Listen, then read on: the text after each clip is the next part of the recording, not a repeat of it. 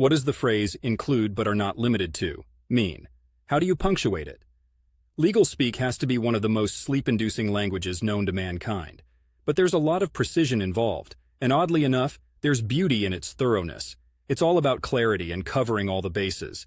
The phrase include but are not limited to is a catch-all term. If you ever stumble upon this in a document, it's like saying, we are going to list a few examples here, but there are other things we might consider as well. It's a way of saying, hey, this list here, it's not everything, so don't get too cozy thinking you've got it all figured out.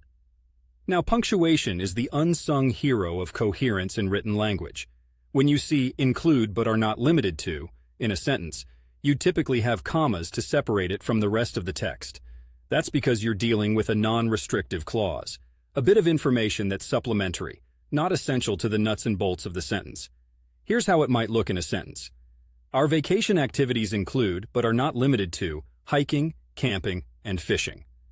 The commas around the phrase give you a mental pause, signaling that the secondary information is coming up. As a guy who's lived his life appreciating the subtleties of language and uses them to his advantage every day, even in Portland, Oregon, where the rain might convince you to stay in and become a contract law expert out of pure boredom, I can tell you, details matter. They shape understanding, and in the case of legalese, they cover you in ways you didn't even know you needed covering. So use that phrase and its punctuation wisely. You never know when you'll need that extra clarification to save the day.